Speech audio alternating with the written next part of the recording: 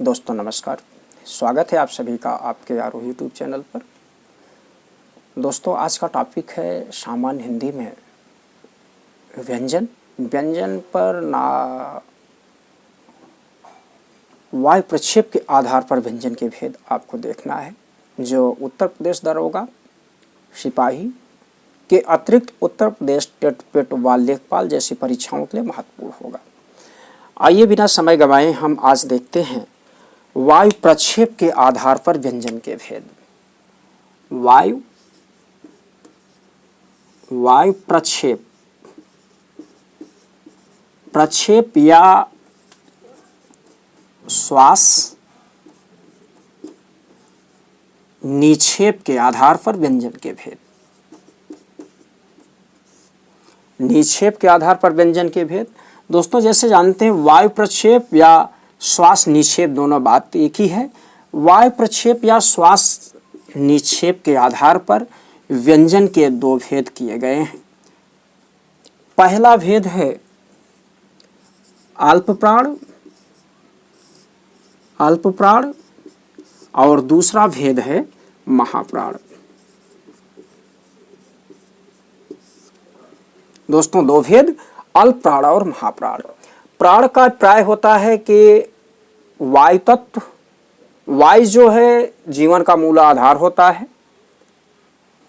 वायु निक्षेप अर्थात जिन वर्णों के उच्चारण में इनका निर्धारण किया गया है श्वास या वायु के आधार पर। फिर समझें, आप ऐसे कहें कि जिन वर्णों के उच्चारण में अल्प मात्रा में, कितना अल्प मात्रा में वायु निक्षेपित हो उसे अल्प प्राण व्यंजन कहा जाता है।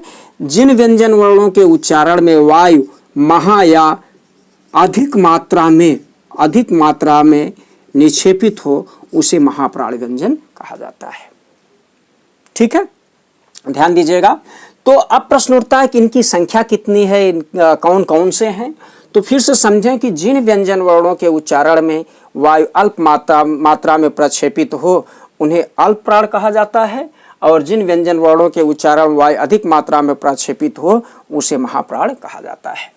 तो इनको ऐसे समझें कि इनकी संख्या, अगर संख्या की बात कर ली जाए तो इनकी संख्या 19 है, और इनके संख्या की बात कर ली जाए तो इनकी संख्या 14 है। दोनों की संख्या भी स्पष्ट हो गई। एक की संख्या 19 और 14। अब दोस्तों 19 कौन कौन से, इनको रटना नहीं है, एक ट्रिक के माध्यम से आप समझने का प्रयास करें। आप देखें कि 1 3 5 प्लस अंतस्थ व्यंजन।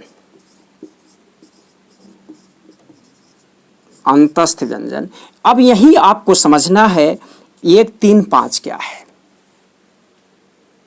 आइए थोड़ा सा समझें। यहां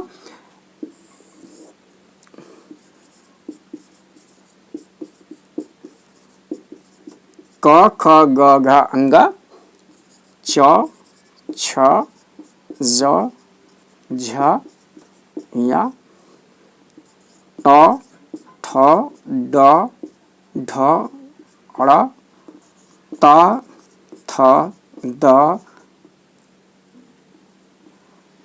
ध न प फ ब भ म। दोस्तों ये कौन सा व्यंजन है? अगर देखा जाए तो ये व्यंजन आपका स्पर्श व्यंजन है।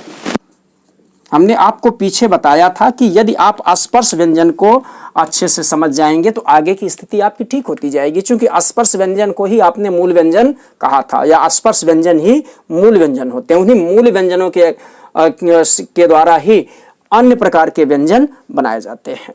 तो आपने क्या देखा, ये 25, जैसे आपने देखा था कि इनकी संख्या कितनी, ये 25 है।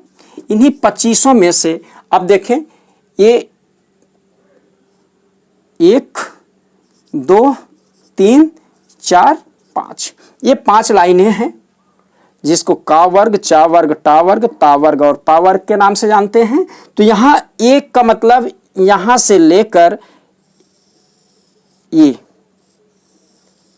3 का मतलब तीसरी लाइन, और 5 का मतलब ये आपकी 5वीं लाइन 1 3 5। ठीक है, अब आपके समझ में आया। आपको एग्जाम हॉल में क्या रखना है, 135 प्लस अंतस्थ। ठीक है, तो अंतस्थ में क्या है, या र ला वा। अब आपने देखा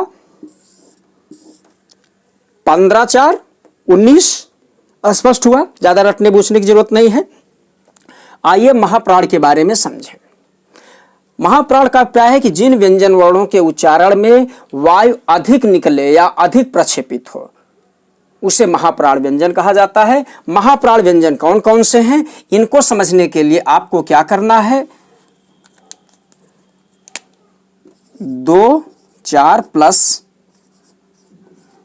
ऊष्म 24 प्लस ऊष्म। 24 का प्राय है, ये दूसरी लाइन, ये चौथी लाइन, समझ में आ रहा होगा।